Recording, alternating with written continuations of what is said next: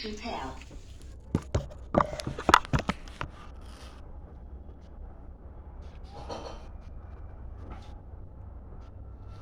বনলতা সেন, কবি জীবনানন্দ দাশ। হাজার বছর ধরে আমি পথ হাঁটিতেছি পৃথিবীর পথে, সিংহল সমুদ্র থেকে নিশীথের অন্ধকারে মালয় সাগরে অনেক ঘুরেছি আমি।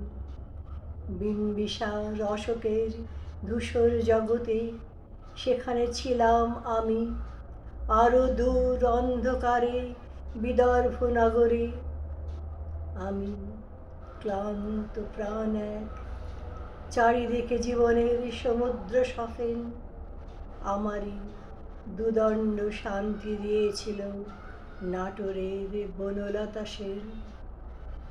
চুল তার কবেকার অন্ধকার বিদিশার নিশা, মুখ তার শ্রাবস্তির কারুকার্য, অতি দূর সমুদ্রের পর হাল ভেঙে যে নাবিক হারাইছে দিশা।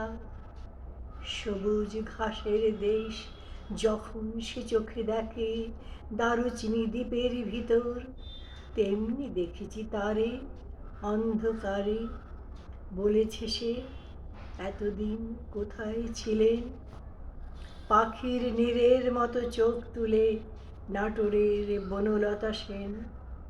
সমস্ত দিনের শেষে শিশিরের শব্দের মতন সন্ধ্যা আসে, ডানার রৌদ্রের গন্ধ মুছে ফেলে চিল, পৃথিবীর সব রং নিভে গেলে পাণ্ডুলিপি করে আয়োজন। তখন গল্পের তরে জোনাকির রঙে ঝিলমিল, সব পাখি ঘরে আসে, সব নদী ফুরায় এ জীবনের সব লেনদেন। থাকে শুধু অন্ধকার মুখোমুখি বসিবার বনলতা সেন।